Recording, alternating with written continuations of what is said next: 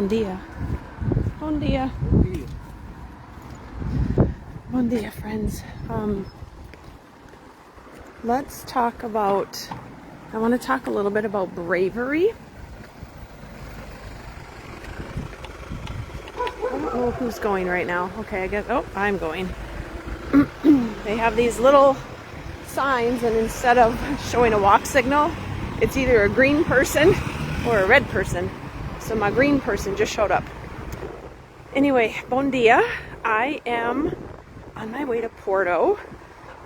It's day 19, and Porto marks about the halfway point, obviously both in days and also in miles.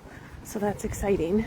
And it's actually a little bit shorter to Porto than I initially thought, because last night, the place that I stayed was about 1.5 to 2 miles off the path.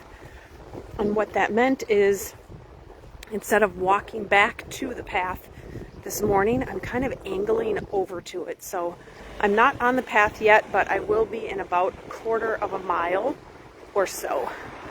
So that is good. I'm excited about that.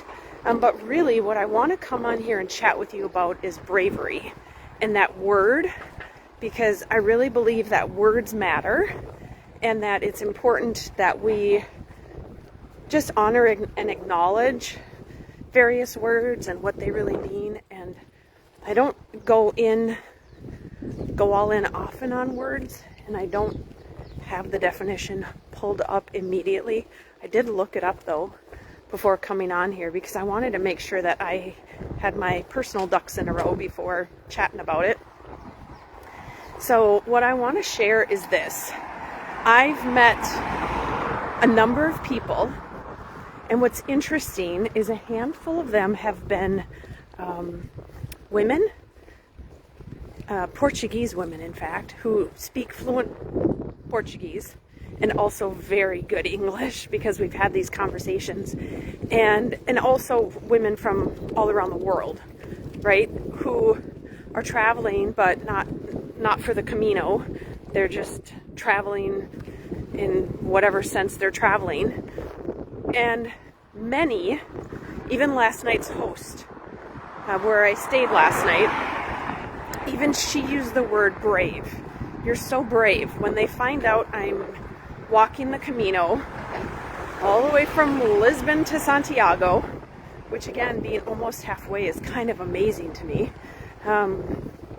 they come back with, by yourself? Yes, by myself, alone, solo. That's so brave. And that's a comment that I receive a lot. And I don't see this as being brave. What I see this as, and I don't mean that rude, that's why I want to chat about it, right? Because when I come across something, I have conversation about it and explore it in a bigger way. And maybe this is today's lesson or blessing or both. So I don't mean this rude. The way that I see this, I don't see it brave. I see this as every day I wake up and I get to go for a long walk, and then I stay at a different place most nights. I often meet really amazing people.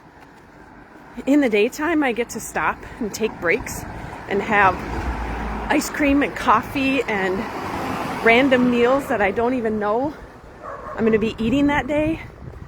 Or sometimes I walk through, you've seen me walk through the eucalyptus forest. That's amazing.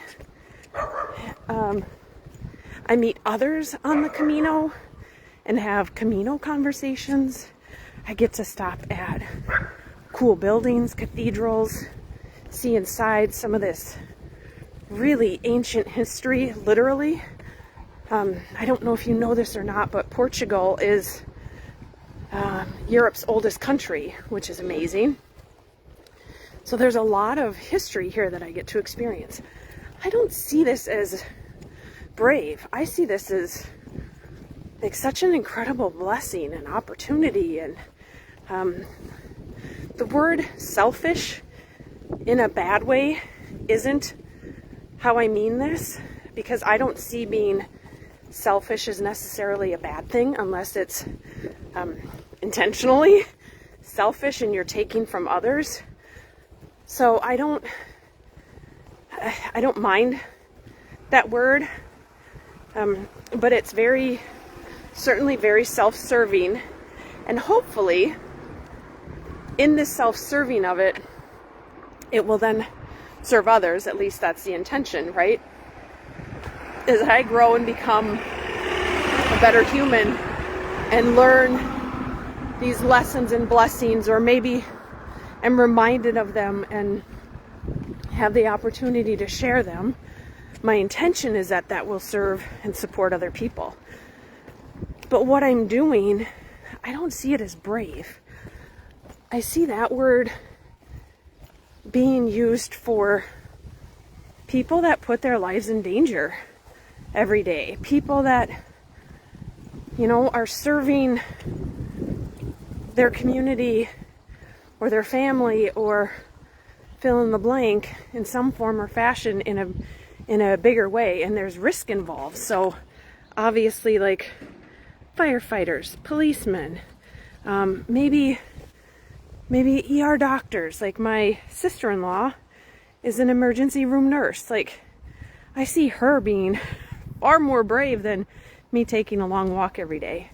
So I think it's an interesting word, and just want to be, I guess, mindful and curious about the context in which it's used. I think there are other words that maybe are more fitting, but also it's not for me to decide how someone feels about it. And I'm not going to them and saying, well, actually, no. So it's not about that. It's just more having a conversation around it. And the word brave, when I looked it up, talked about danger, risk, and I haven't felt any of that. I don't feel any danger here. I don't feel like I'm taking a risk. I feel like there's